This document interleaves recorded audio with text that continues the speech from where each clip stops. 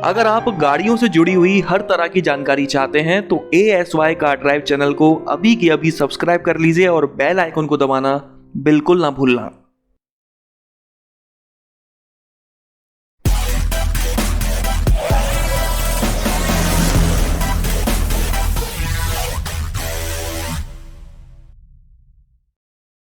हाल फिलहाल पाकिस्तान से भी बड़ा दुश्मन चाइना है। हम लोगों की खासियत है कि हम अपने दुश्मनों को, उनकी दुश्मनी को बड़ी जल्दी भूल जाते हैं, लेकिन इस बार माहौल कुछ और है। लोग बाग भूलने के मूड में नजर नहीं आ रहे। पूरे इंडिया में चाइनीज प्रोडक्ट्स का बहिष्कार किया जा रहा है और मेड इन इंडिया प्रोडक्ट्स को प्रमोट किया जा रहा है ताकि इंडियन इकोनॉमी को, ताकि हम अपने देश को मजबूत बना सकें। अब इस मुहिम में कुछ लोग साथ दे रहे हैं तो कुछ नहीं भी दे रहे। हर किसी के अपने अपने रीजंस और अपने अपने लॉजिक हैं। तो इस वीडियो में हम ऐसी जबरदस्त 15 गाड़ियों के बारे में बात करने वाले हैं जो ना सिर्फ इंडिया में बल्कि पूरी दुनिया में काफी पॉपुलर हैं। और गजब की बात यह है कि इन गाड़ियों को इंडिया में ही बनाया जाता है। ये सभी गाड़ियां मेड इन इंडिया कार्स हैं। इनमें से कई सारी गाड़ियों को दुनिया भर के कई देशों में इंडिया से ही एक्सपोर्ट किया जाता है। इन गाड़ियों पर हमें फक्र होना चाहिए। तो चलिए एक एक करके इन सभी गाड़ियों के बारे में बात कर लेते हैं। Maruti Suzuki Vitara Brezza. कई लोगों को नहीं पता होगा कि विटारा ब्रीजा एक कंप्लीटली इंडियन एसयूवी है। इसे इंडियन मार्केट के लिए ही बनाया गया है, इंडिया में ही डिज़ाइन किया गया है और इंडिया में ही इसका प्रोडक्शन भी किया जाता है। मारुति की ये पहली ऐसी गाड़ी है जिसे कंप्लीटली इंडियन मार्केट के लिए ही डिज़ाइन किया गया है और पूरी दुनिया भर में मारुति सुजुकी की ये सबसे पहली सब कॉम्पैक्ट एसयूवी भी है। इस गाड़ी को 2016 में हुए ऑटो एक्सपो में अनवील किया गया था और उसी साल इसे लॉन्च भी कर दिया गया था 1.3 लीटर डीजल इंजन के साथ, जिसमें 24.29 kmpl का माइलेज क्लेम किया जाता था। इस गाड़ी को लोगों ने काफ़ी ज़्यादा पसंद किया और धीरे धीरे हर महीने इस गाड़ी की पूरे इंडिया में 8 से 10,000 यूनिट्स बिक जाया करती थी। ये गाड़ी देखते ही देखते अपनी सेगमेंट की किंग बन गई। लेकिन 2020 में आकर मारुति ने अपनी सभी गाड़ियों के डीजल इंजन को डिसकंटिन्यू कर दिया, जिसके बाद इसमें 1.5 लीटर पेट्रोल इंजन मिलने लगा माइल्ड हाइब्रिड टेक्नोलॉजी के साथ, जिसमें सिर्फ 17.03 टू 18.76 kmpl तक का माइलेज क्लेम किया जाता है। मैं आपको बता दूं कि 2017 में इस गाड़ी को Indian car of the year का खिताब मिल चुका है। अभी हाल ही में इस गाड़ी के फेसलिफ्ट को लॉन्च किया गया है। अगर आप भी इस गाड़ी को खरीदना चाहते हैं तो दिल्ली के ऑन रोड प्राइसेस के हिसाब से ये 8.26 लाख रुपीस से शुरू होकर 13.32 लाख रुपीस तक की मिल जाती है। दूसरी गाड़ी है टाटा की आइकॉनिक एसयूवी सफारी। एक समय पर एसयूवी का मतलब टाटा सफारी था और ये टैग ये गाड़ी डिजर्व भी करती थी क्योंकि ये एक true off roader 4x4 SUV थी। इंडिया में इस गाड़ी को 1998 में लॉन्च किया गया था, मतलब करीब 20-22 साल पहले। लोगों को इस गाड़ी की जबरदस्त डोमिनेंट रोड प्रेजेंस और उस समय के हिसाब से पावरफुल इंजन काफ़ी पसंद आया। लोगों ने इस गाड़ी को काफ़ी अच्छा रिस्पॉन्स देना शुरू कर दिया। कई लोगों को नहीं पता होगा कि इस गाड़ी में एक समय पर 2.1 लीटर पेट्रोल इंजन भी मिला करता था। ज़्यादातर लोग यही समझते हैं कि टाटा सफारी हमेशा से ही सिर्फ डीजल इंजन में ही मिली है।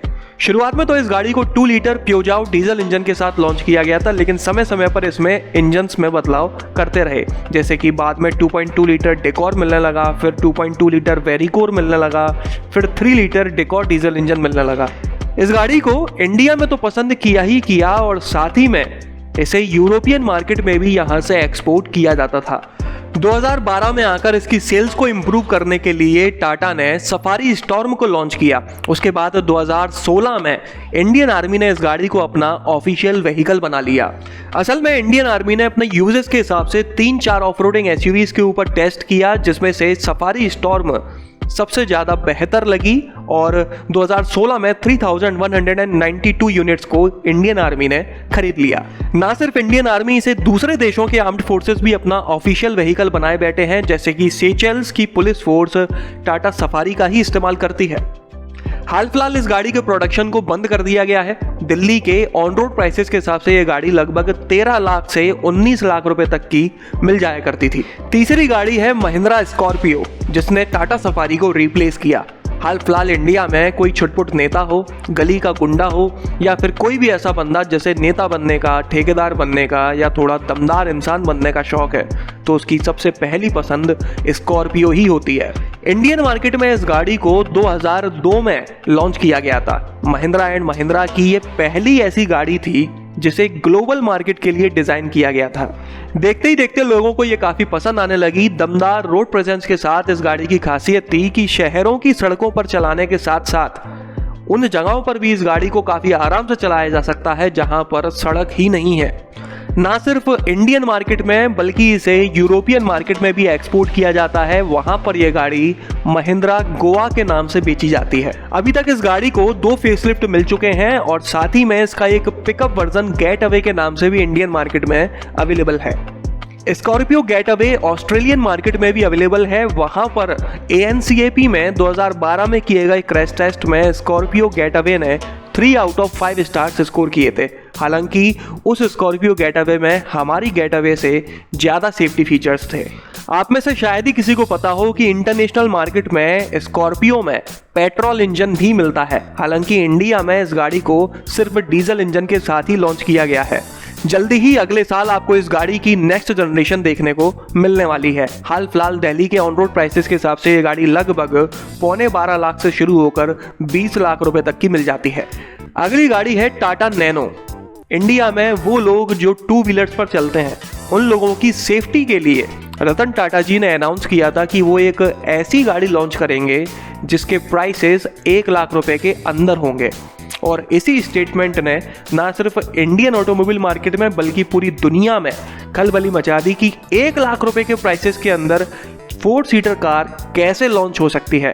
लेकिन रतन टाटा जी ने समय के साथ अपना वादा निभाया और इस गाड़ी को सिर्फ 1 लाख रुपए के अंदर ही लॉन्च किया था। 2008 में इस गाड़ी को लॉन्च किया गया था। टाटा मोटर्स को इस गाड़ी से काफ़ी ज़्यादा उम्मीदें थीं, लेकिन लॉन्च होने के पहले दिन से ही इस गाड़ी के साथ कुछ ना कुछ उल्टा होता ही रहा। कभी प्लांट बंद हो जाता था तो कभी गाड़ियों में आग लग जाती थी, कभी कुछ तो कभी कुछ। देखते ही देखते लोगों ने इस गाड़ी को रिस्पॉन्स देना बंद कर दिया और ये एक फेलुअर साबित हो गई। अगर आप टाटा नैनो से जुड़ी हुई ऐसी बातें जानना चाहते हैं जो आप लोगों को अब तक नहीं पता, तो स्क्रीन के ऊपर आ रही लिंक पर क्लिक करके उस वीडियो को भी देख सकते हैं। लो सेल्स के चलते 2018 में इस गाड़ी के प्रोडक्शन को डिसकंटिन्यू कर दिया गया।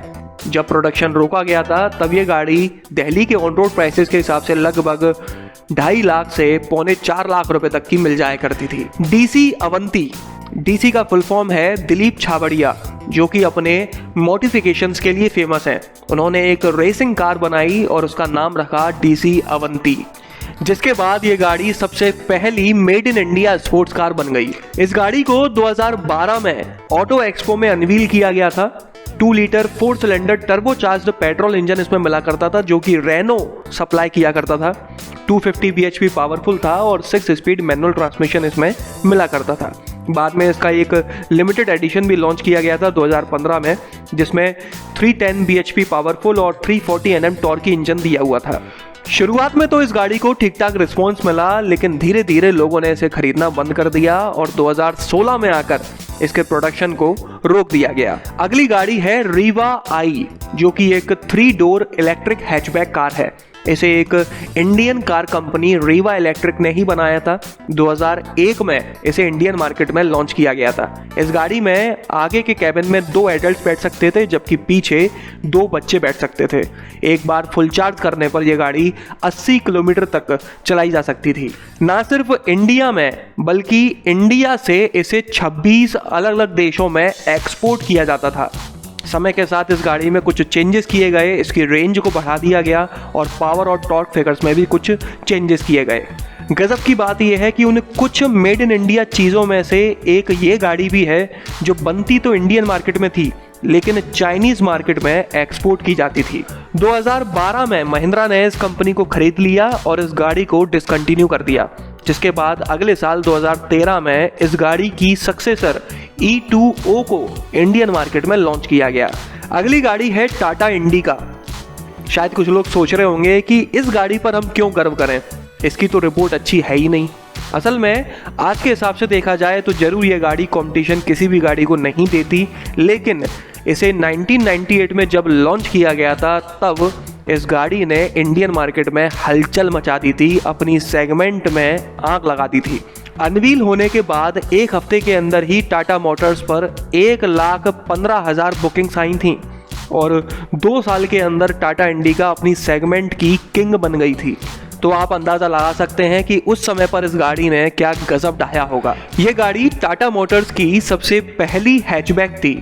इसे 1.4 लीटर पेट्रोल और डीजल इंजन के साथ लॉन्च किया गया था, फिर बाद में इसमें 1.2 लीटर पेट्रोल इंजन ऐड किया गया था। 2008 में इसकी सेकंड जनरेशन को लॉन्च किया गया था जिसका नाम इंडिका विस्टा रखा गया और फिर इसे 2018 में आकर लो सेल्स के चलते डिसकंटिन्यू कर दिया गया। इसने ना सिर्फ इंडियन मार्केट में धूम मचाई बल्कि इसे यूरोपियन और अफ्रीकन मार्केट में भी एक्सपोर्ट किया जाता था।